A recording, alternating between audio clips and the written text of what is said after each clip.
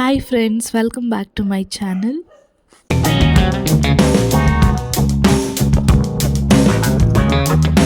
ಇವತ್ತಿನ ವಿಡಿಯೋದಲ್ಲಿ ಅಮ್ಮ ನಿಮಗೆ ಯಾವ ರೀತಿ ಎಣ್ಗಾಯಿ ಮಾಡೋದು ಅಂತ ತೋರಿಸ್ಕೊಡ್ತಾ ಇದ್ದಾರೆ. ಡಿಫ್ರೆಂಟಾಗಿ ಅಮ್ಮನ ಸ್ಟೈಲಲ್ಲಿ ಯಾವ ರೀತಿ ಎಣ್ಗಾಯಿ ಮಾಡೋದು ಅಂತ ನೋಡ್ಕೊಂಬರೋಣ ಬನ್ನಿ.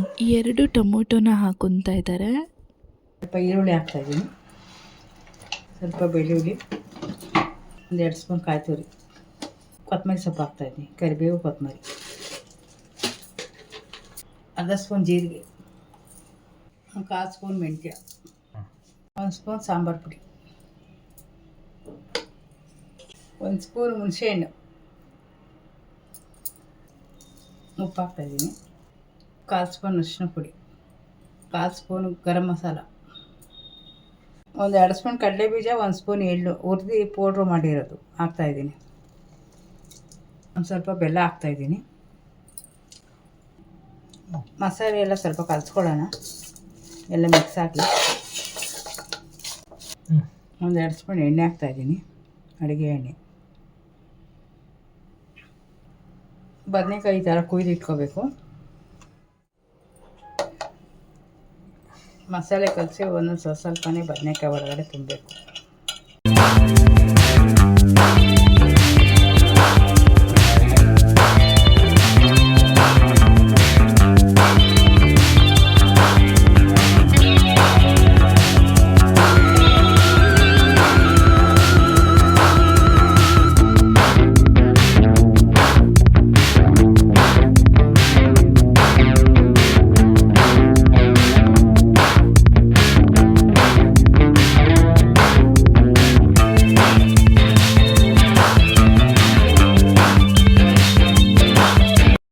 ಫ್ರೆಂಡ್ಸ್, ಇದಕ್ಕೆ ಅಮ್ಮ ವಾಯ್ಸ್ ಕೊಟ್ಟಿದ್ರು, ಬಟ್ ಅಲ್ಲಲ್ಲೇ ಬ್ರೇಕ್ ಆಗಿಬಿಟ್ಟಿದೆ ವಾಯ್ಸ್ ಎಲ್ಲ. ಹಾಗಾಗಿ ನಾನು ವಾಯ್ಸ್ ಕೊಡ್ತಾ ಇದ್ದೀನಿ. ದಯವಿಟ್ಟು ಯಾರು ಬೇಜಾರು ಮಾಡ್ಕೋಬೇಡಿ, ವಿಡಿಯೋನ ಕೊನೆವರೆಗೂ ನೋಡಿ. ನೆಕ್ಸ್ಟ್ ವಿಡಿಯೋಗಳಲ್ಲಿ ಅಮ್ಮನೇ ಸ್ಪಷ್ಟವಾಗಿ ವಾಯ್ಸ್ ಕೊಡ್ತಾರೆ. ಇವಾಗ ಮಸಾಲೆ ಎಲ್ಲ ರೆಡಿ ಆದಮೇಲೆ ನಾವು ಕುಕ್ಕರ್ ಇಟ್ಕೊಂಡಿದ್ದೀವಿ. ಕುಕ್ಕರ್ಗೆ ಒಂದು 4 ಸ್ಪೂನ್ ಆಗೋಷ್ಟು ಎಣ್ಣೆ ಹಾಕಿದ್ದೀವಿ. ನೀವು ಇನ್ನೂ ಜಾಸ್ತಿ ಎಣ್ಣೆ ಬೇಕಂದರೆ ಒಂದು 5-6 ಸ್ಪೂನ್ ಹಾಕ್ಕೊಳ್ಳಿ. ನಮಗೆ 4 ಸ್ಪೂನ್ ಸಾಕು ಅನ್ನಿಸ್ತು, ಹಾಗಾಗಿ 4 ಸ್ಪೂನ್ ಹಾಕ್ಕೊಂಡಿದ್ದೀವಿ. ಅದಕ್ಕೆ ಸಾಸಿವೆ ಹಾಕಿ, ಸಾಸಿವೆ ಚಿಟಪಟ ಅಂದಾದಮೇಲೆ ಈರುಳ್ಳಿ, ಕರಿಬೇವಿನ ಸೊಪ್ಪು ಹಾಕಿ, ಸ್ಟಫಿಂಗ್ ಮಾಡ್ಕೊಂಡಿರೋ ಬದನೆಕಾಯಿ, ಮಿಕ್ಕಿರೋಂಥ ಮಸಾಲೆನೆಲ್ಲ ಹಾಕಿ, ಅದಕ್ಕೆ ಎಷ್ಟು ಬೇಕೋ ಅಷ್ಟು ನೀರನ್ನ ಹಾಕ್ಕೊಂಡು 1 ವಿಷಲ್ ತೊಗೊತೀವಿ ಫ್ರೆಂಡ್ಸ್, ನೀವು ಬೇರೆ ಬೇರೆ ಥರ ಎಣ್ಗಾಯಿನ ಟ್ರೈ ಮಾಡಿರ್ತೀರ. ಈ ಥರ ಒಂದ್ಸರಿ ಎಣ್ಗಾಯಿನ ಟ್ರೈ ಮಾಡಿ, ತುಂಬ ಅಂದರೆ ತುಂಬ ರುಚಿಯಾಗಿತ್ತು.